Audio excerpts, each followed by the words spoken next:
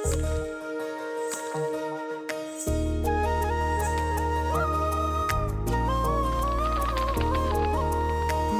नूर सा कोई मेरे नैनों में जागे, दूर दूर सा कोई पास जाऊं तो लागे। इतनी सी कहानी है, बस ये जिंदगानी है। थोड़ा है वो अपना सा, थोड़ा बेगाना सा, रिश्ता अनजाना सा। चीनी कितनी लेंगे? चीनी डालने की क्या जरूरत है? आपने अपने हाथों से बनाई है, मीठी तो होगी ना। जी होते कौन हो तुम हमारे घर के मामलात में दखल देने वाले? हाँ, रहमत छोड़ो, क्या कर रहे हो बेटा? Good idea. वैसे आजकल मामा हसन के लिए रिश्ता ढूंढ रही हैं। ये रिश्ता अनजाना सा। अम्मा, मैं सोच रही हूँ घर की सारी जिम्मेदारियां बहू पे सौंप दूँ। सुबह का नाश्ते से लेके रात के खाने तक सबका ख्याल वो रखे। रहमत की दुकान पे खाना भिजवाना, मेहमानदारी, लेन देन। अब ये बखेरे ना मुझसे नहीं संभाले जाते। लो, मैं तो समझ रही थी कि तुम दिल बड़ा करके बहू को घर की और तिजोरी की चाबियां सौंपोगे। भाई अगर तुम्हें बावर्ची खाने का काम सौंपना था तो कुछ तो टाइम दो से सीखने के लिए। और अगर बावर्ची खाने में झोंकी रही हो तो मैं बता रही हूँ ये उसके साथ बहुत बड़ी ज्यादती होगी। अम्मा, मुझे भी कोई शौक नहीं है अपनी अकलौती बहू से हांडी चूल्हा कराने की। बात दरअसल ये है अम्मा, ज़ैनब जो है ना हर वक्त वफा के साथ चिपकी रहती है और मुझे खदशा है कि कहीं ज़ैनब मेरे हाथ से निकल ना जाए। खुदा ना खास्ता मेरा ये मतलब नहीं है कि हमारी वफा खराब है। वफा का ताल्लुक एक आज़ाद ख्याल घराने से है। आपने देखा नहीं, रहमत से शादी करने के लिए उसने अपनी माँ से मुखालफत की। हमारे ख़ानदान में कोई भी कुंवारी लड़की इतनी दीदा दिलेरी से अपनी शादी के मामले में अपनी मनमानी कर सकती है? खुदा ना खास्ता ज़ैनब भी कहीं अपनी भाभी के नक्शे कदम पे चल पड़ी तो? ये मनमानी नहीं है, ये गलत या सही फैसले की बात हो गई। और वफा ने रहमत से शादी का फैसला करके बिल्कुल सही किया है। मेरी बात सुनो, तालीम ने वफा को समझ बूझ दी है, खुद सरी नहीं सिखाई है। जो भी हो अम्मा, मैं ये नहीं चाहती कि मेरी बेटी बड़ों से शादी के लिए इख्तलाफात करे। इसलिए मैं चाहती हूँ कि जल्द से जल्द मेरी बच्ची का कोई अच्छा रिश्ता है और मैं उसकी शादी कर दूँ।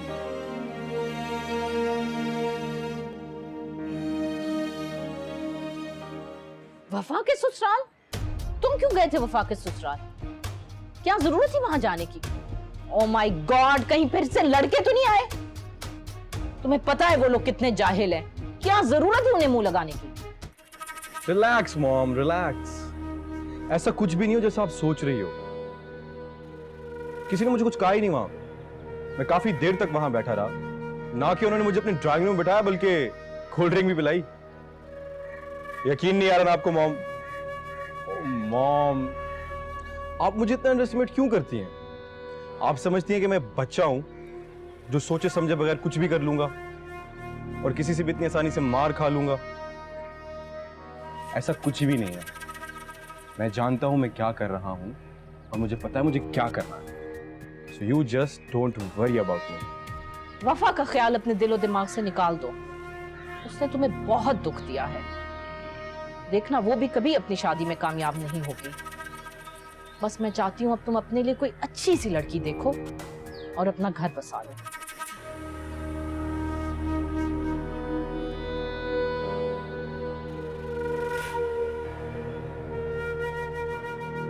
क्या होगा इस लड़के का? बहुत परेशान हूं मैं इसके लिए।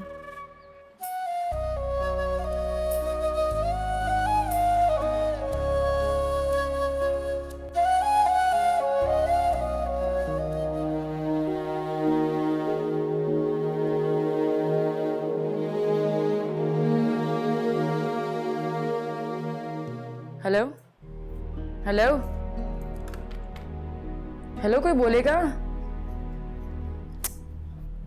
इस वक्त किसका फोन? पता नहीं, रोज मुख्तलिफ नंबर से इसी टाइम पे कॉल आती है और कोई बोलता भी नहीं है। इस वक्त ये कोई मुनासिब वक्त तो है नहीं और कोई इत्तेफाक भी नहीं हो सकता। शैतानी दिमाग और सोच रखने वाले ऐसे वक्त पे ही अपनी कार्रवाइयां करते हैं। ये कोई तुम्हें तंग कर रहा है, तुम्हें जानता है। मेरा भी यही ख्याल है। आजकल ये मोबाइल फोन भी वबाले जान बन चुके हैं, सहूलत की जगह जहमत बन चुके हैं। ये कोई है जो तुम्हें जानता है और तुम्हें तंग कर रहा है और तुम्हारे नंबर से भी अच्छी तरह वाकिफ है। पता नहीं, लेकिन मुझे तो कौन कॉल कर रहा है मुझे? पता लगवाया तुमने? ये कोई है जो तुम्हारे जानने वाला है, तुम्हारी साइड से। क्या मतलब है? क्या कहना चाहते हैं? मैं तुम पे इल्जाम नहीं लगा रहा, लेकिन अक्सर ऐसा भी होता है कि मुलाजिम या क्लास फेलो को तुम्हारा नंबर मिल जाए और तुम्हें तंग कर रहा है। तुम तो आजकल के लोगों को अच्छी तरह जानती हो ना। आप इतनी छोटी से कैसे कह सकते हैं कि मेरा ही जानने वाला है कोई? क्या पता आपकी तरफ से हो कोई? सवाल ही नहीं पैदा होता। इस किस्म के खराफात वहीं पैदा होते हैं जहाँ आज़ाद ख्याल के लोग होते हैं, जो टेक्नोलॉजी को गलत इस्तेमाल करते हैं। हम तो उनमें से हैं जो अपनी कदरों और रवायात पे जान देने वालों में से। इसी वजह से मैंने ज़ैनब को सेल फोन रखने की इजाज़त नहीं दी और ना ही कभी दूंगा।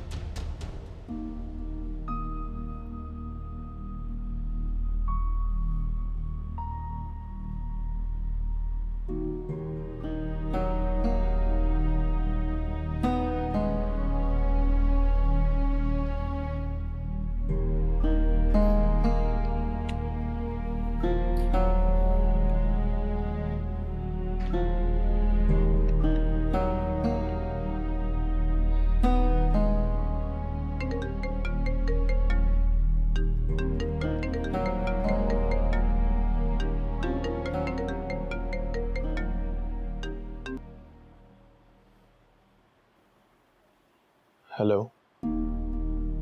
हेलो, ज़ैनब बात कर रही हूँ।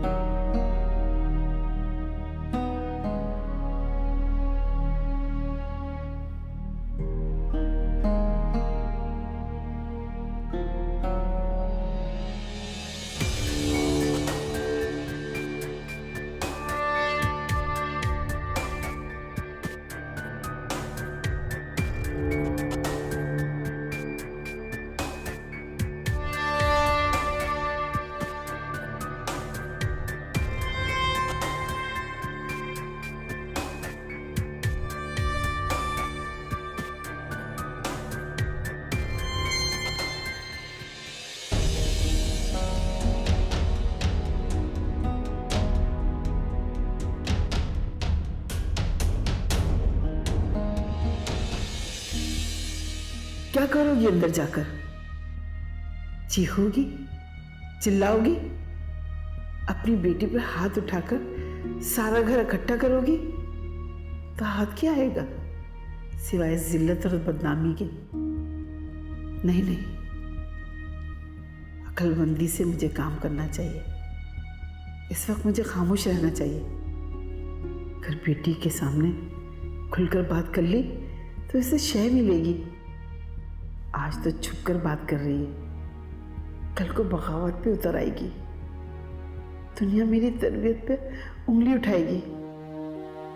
मुझे सोच समझ के कदम उठाना चाहिए।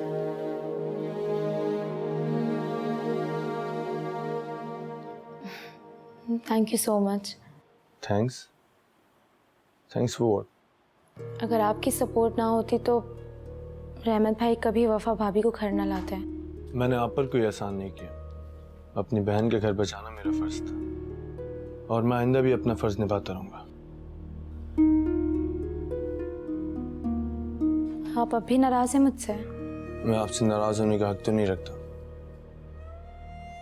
आपने जो किया वो आपका राइट था। राइट नहीं, मेरी मजबूरी थी।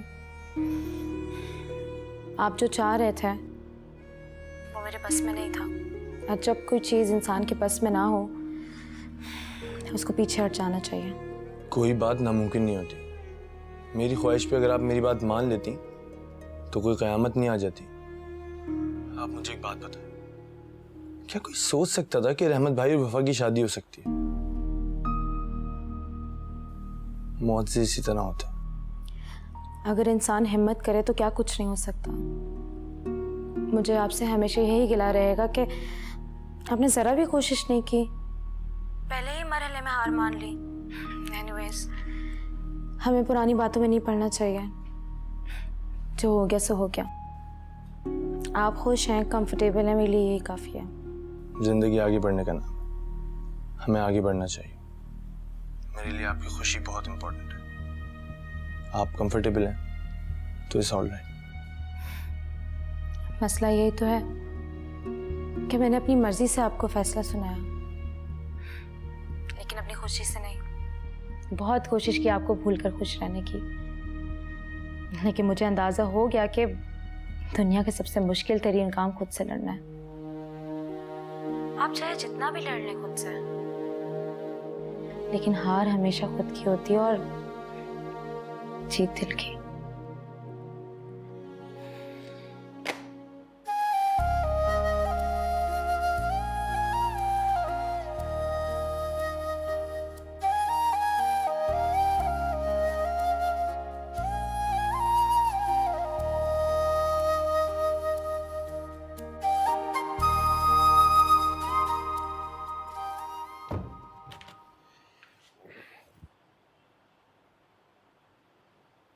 अल्लाह, ये सलमा कहाँ गायब हो गई? सलमा, सलमा,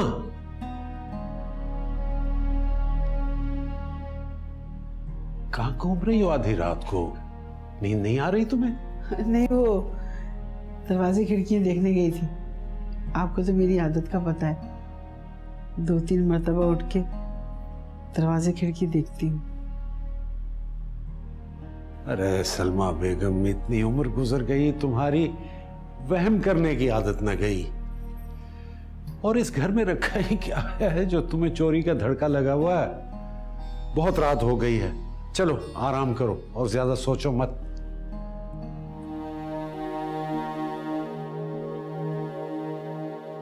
क्या हुआ? चलो, मैं तो लेटने लगा हूं भाई। आप क्या जाने लूटने का डर क्या होता है। हम शरीफों की इज्जत ही तो होती है जो सबसे बड़ा कीमती सरमाया होता है। मेरे सारे वहम आज सच साबित हो रहे। मुझे इल्म ही नहीं था, और मेरे घर में रात के नकब लगाया जा रहा है। या अल्लाह, तू हम पे रहम फरमा, हमारी इज्जतों पे पर्दा डाल के रख।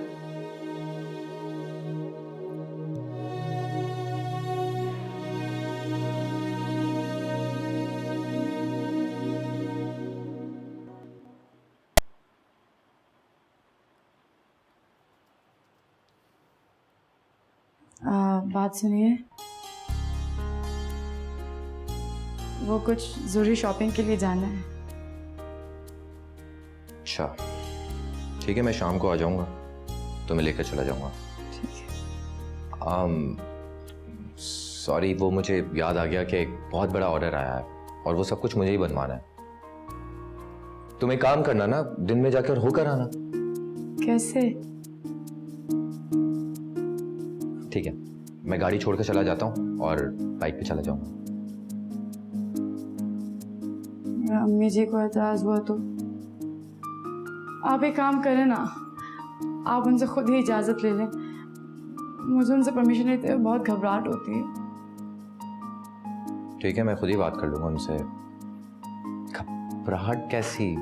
तुमने तो अम्मी को फजूल में हवा बनाया हुआ। ऐसी बात नहीं है, बस उनका मूड काफी अनप्रेडिक्टेबल है, इसलिए डर लगता है। बिल्कुल उसी तरह जिस तरह मैं तुम्हारी अम्मी से बात करते हुए घबराता हूँ।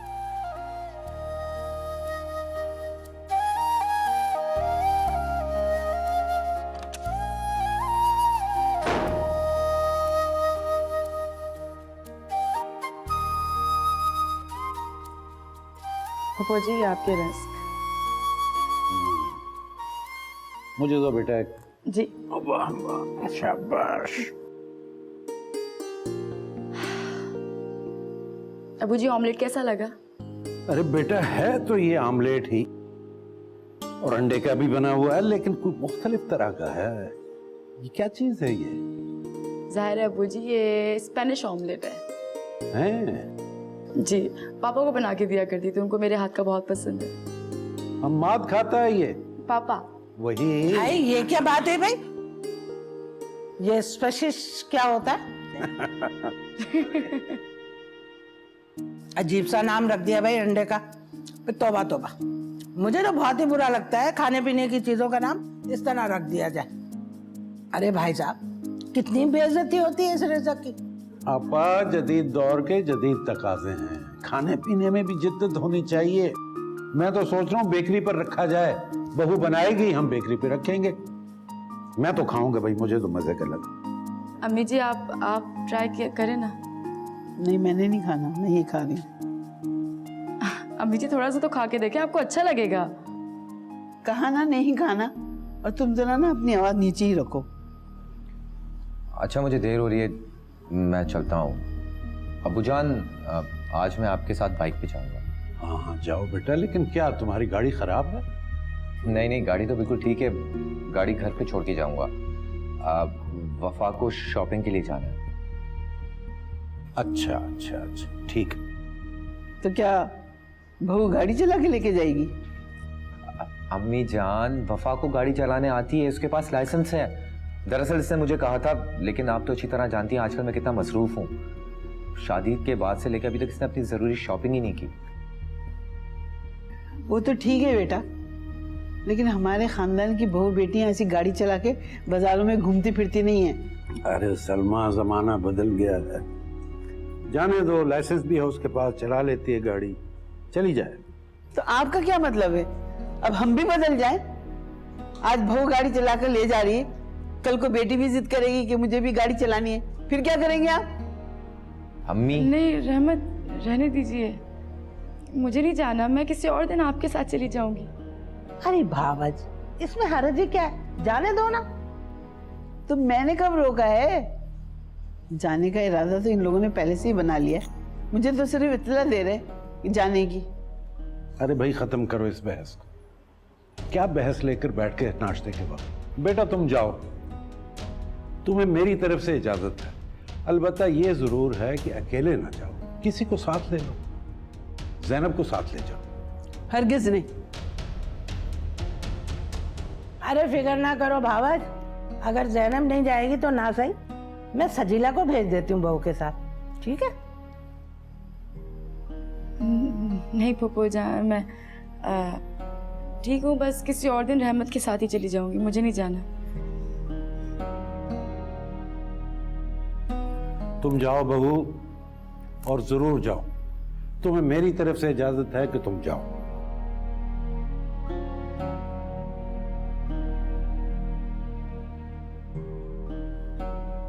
जी अब्बू जी।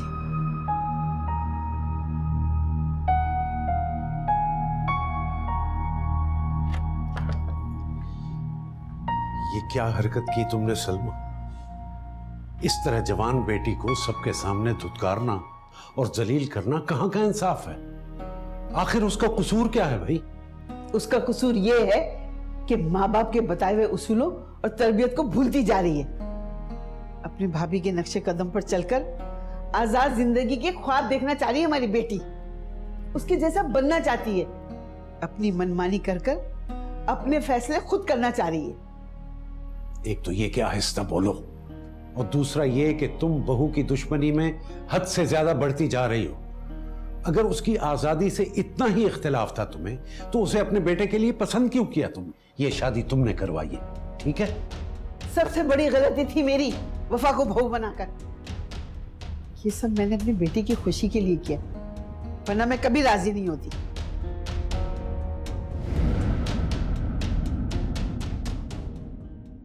ये रिश्ता अनजाना सा। मुझसे कुछ छुपा तो नहीं रही सलमा? अगर ऐसी कोई बात है तो मुझे साफ साफ बता दो, इसलिए कि मैं तुम्हारे रवैये में वाज़े तब्दीली देख रहा हूं। हमें वफा के घर जाके उससे मिल के आना चाहिए। हम जब से उसके घर से आए हमने पलट के उसका हाल चाल तक नहीं पूछा।